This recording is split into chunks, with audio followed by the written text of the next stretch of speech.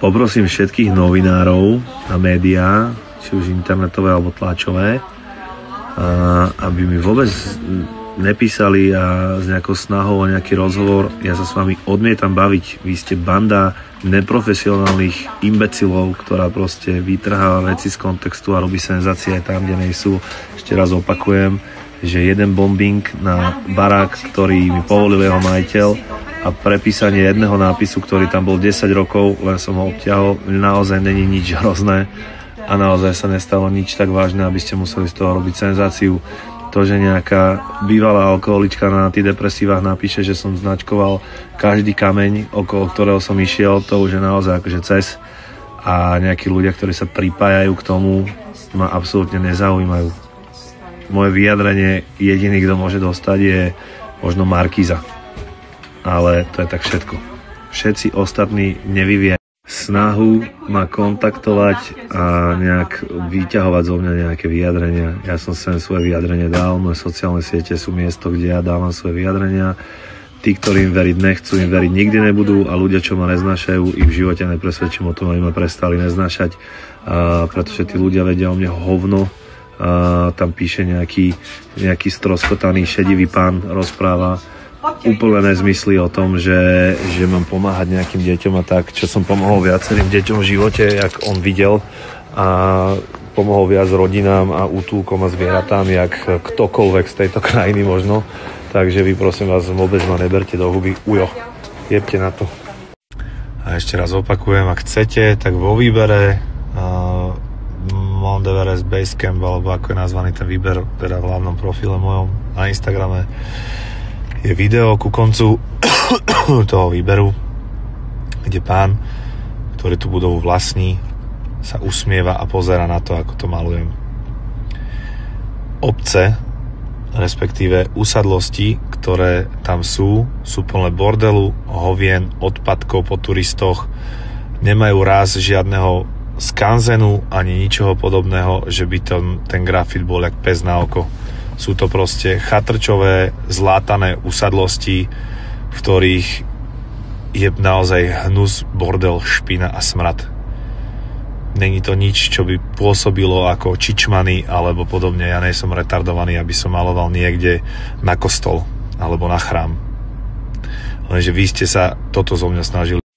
Toto je tá vaša mentalita, kvôli ktorej vám nedávam rozhovory, lebo keď vypredám štadión, Tehelné pole a spravím tu historický rekord návštevnosti slovenského interpreta na Slovensku, o tom nespravíte článok, lebo to je úspech a to netreba akože zdieľať s ľuďmi, lebo Separovi sa zadarilo. Ale keď Separ v chatrčovej oblasti plnej hovien, jakov, somárov, koní, odpadkov po turistoch a jedla vyhodeného z kuchyň a proste zlátaných chatrčí po povolení majiteľa spraví grafit, tak to napíšete, lebo Separ zničil Himaláje.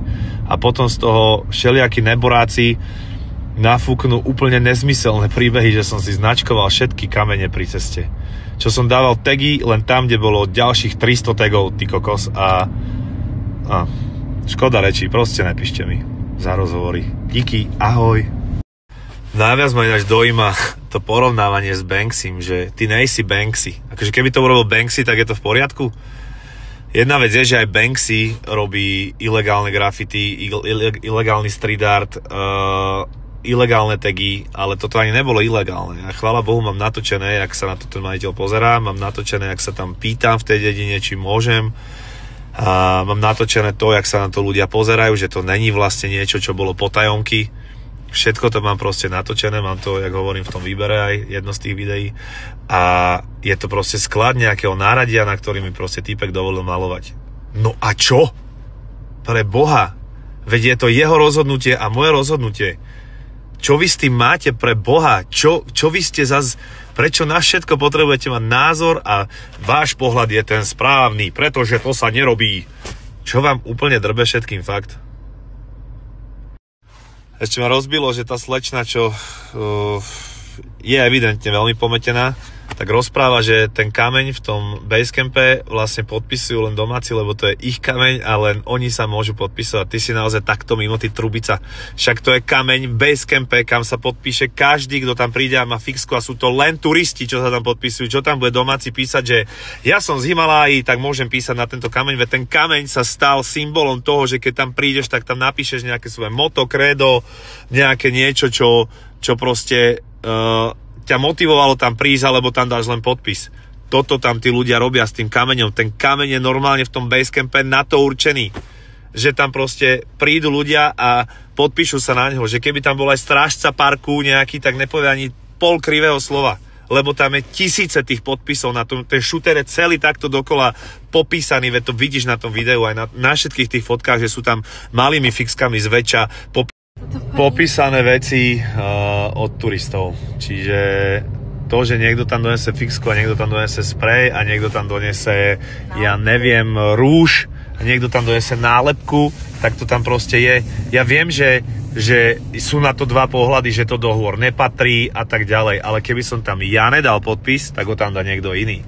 To, že ja mám názor, že mne sa to osobne páči a si takéto miesta proste vždycky zastavím, pozriem sa na ne, popozerám si tie nálepky, tie veci, čo tam ľudia popíšu, niekedy sú tam aj vtipné veci, tak mne sa to proste páči, keď to je na mieste, kde sa to zhromažďuje na jednom mieste, že to naozaj není roztrúsené všade, kade, tade, a je to proste len tam, kde to robia všetci, tak mi to príde v pohode. Ja neviem, prečo s týmto máš problém proste. Čo to je za kokotinu proste? Keď hodíš proste v Ríme do fontány mincu.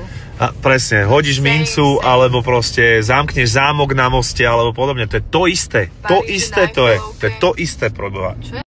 Tiež sa nikto nebude pýtať, či môže zamknúť zámok na moste Zalúbených. Tiež sa nebude pýtať v uličke, neviem, či to je v Barcelone, či kde lepia ľudia žuvačku na stenu a je tam jedna celá ulica, kde sú len žuvačky nalepené na stenách. Proste každý tam dojazd nalepí tam žuvačku a nikto to nerieši proste. A to je presne to isté. V Himalájach je tento basecampový kameň, kde sa každý podpíše a potom po ceste, čo sú tagy a nálepky na tých rohoch budov, neviem, keď tam niekto nebol, tak ho to ani nemudruje, ale keď taďal ideš, a každá tá malá dedina má proste jeden roh, na ktorom proste sú tieto nálepky a tagy. A je to normálne, tí domáci, im to nevadí. Správe parku to takisto nevadí, lebo by sa to snažila odstraňovať, alebo by to pokutovala a ľudia by to prestali robiť. Tam by celý deň stál nejaký gáčo, alebo na stoličke sedel a keby videl to niekoho urobiť, tak ho pokutuje. Ale na to normálne není ani u nich ani zákon. Prečo to? A hlavne, keď už sa bavíme o tom, že čo patrí a nepatrí do prírody, tak ja som presne ten človek, ktorý podporuje napríklad upratovaní smetí v Tatrách. Ja som napríklad človek, ktorý keď ide po prírode a zbada flašku na zemi plastovú, čo tam nejaký kokot hodil, tak si ju zoberiem do batoha a pri najbližšom smeťaku vyhodím. Ja som presne tento typ turistu, ktorý vôbec nerobí tieto veci, že narúša niečo, čo by sa narúšať nemalo. Ale keď kurva je niekde niečo, kde je 300 nálepok a tagov a ja som writer, celý život robím graffiti, tak sa tam proste podpíšem, čo je na tom. To je, keď ty ideš so svojou frajerkou po Paríži a na Eiffelovku si zamknete zámok, lebo tam sme boli zalúbení, pamätáš, láska, vieš, tak to je presne to isté. Tiež robíte niečo, čo tam nepatrí, ale robia to všetci a je to symbol toho miesta. Kurva.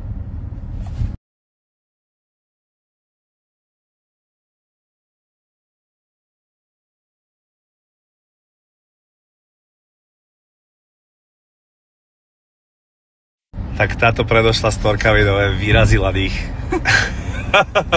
Počúvaj, ne, že len sa chce niekto priživiť na mne, lebo lajky, lebo komenty, lebo zdieľania, lebo pozretia, lebo algoritmus, ale ešte začneš obrať peniaze od ľudí. Prečo si doteraz tam nešla vyčistiť všetky tie tagy a nálepky, si tam mal aj so špachtličkou takto dávať dole nálepky z tých budov, ty trubica. To je normálne neuveriteľné, že žobreš peniaze od ľudí na tom, že si vytvorila vlastnú kauzu. Prosím vás, pošlite aspoň 30 centov, nech sa má za čo nájsť, ty kokos. Wow. Čo ja dotujem onkologicky choré deti, útulky. A všetkých bezdomovcov v Bratislave. Takisto, po mene sa poznáme. Čo dotujem proste ľudí, ktorí potrebujú pomoc finančnú, tak ona potrebuje peniaze na vyčistenie kameňa. Prosím vás, pošlite jej aspoň 3 eurá. koko, to je neuveriteľné, že toto je náš najväčší národný problém, že som obtiahol starý nápis. Kokot, keby si urobila zbierku pre chore deti, tak nepoviem pol slova, ale ty chceš ísť čistiť kameň? Ty blázon! A to, keď sa grafity používajú na napríklad projekt ihrisko, ktoré celé robia moji kamaráti a na niekoľkých z tých ihrisk som sa zúčastňoval a aj maloval grafity, tak o tom nenapíšete, že grafity pomáhajú obnovovať ihriska a športoviska pre deti, aby sa mali kde hrať. To nenapíšete, alebo že otvárame športoviska pre decka, proste. To vás nezaujíma, že tam tie grafity akože robia veľkú úlohu. Ale to, keď obťahnem starý nápis, to je zrazu všade, všetci sú z toho hotoví.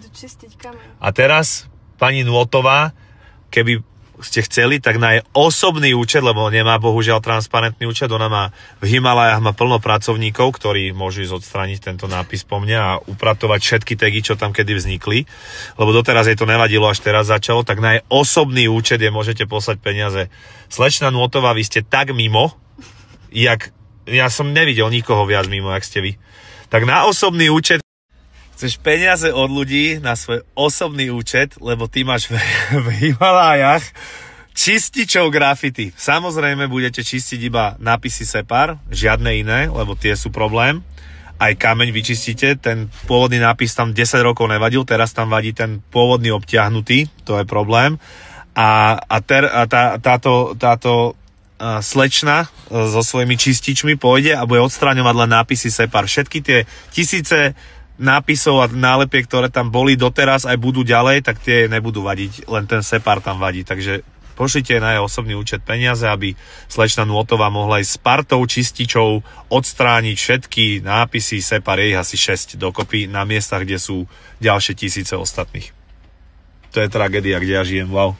Počúvajte, takže treba to vyčistiť po ňom, to je úplne jasné. Ja som čakala, či náhodou to nejako neulutuje a nebude sa chcieť zapojiť do odstraňovania týchto nápisov, ale nechce, tak to urobíme my. Ja tam viem vyslať tým ľudí, ktorí sú tam z okolia, ale bude to stať nejaké peniaze, jednak na materiálne odstranenie, pokúsia sa to zošmirglovať, ak to pôjde z toho šutra dole, keď nie, tak sa to budeme musieť nejak chemicky odstrániť. Sú ochotní tam ísť, ale potrebujeme nejaké peniaze vyzbierať na ich cestovné náklady. Z Lukly to bude trvať tak týždeň, kým dojdu do basecampu, takže proste není to také len, že hneď tam budú.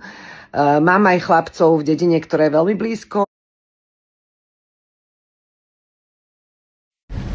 Najviac by som z tohoto tvojho videa vypichol chemické čistenie v Národnom parku, čo je oveľa lepší nápad, jak presprejovať za 3 sekundy starý nápis.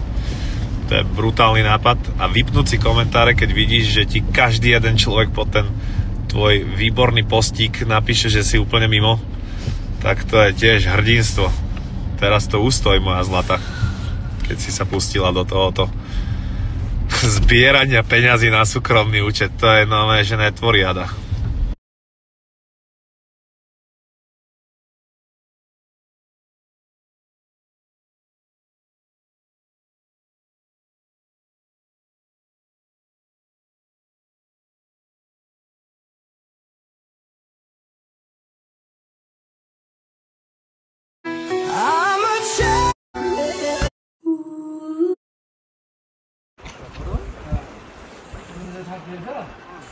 Taruh dulu beri lah.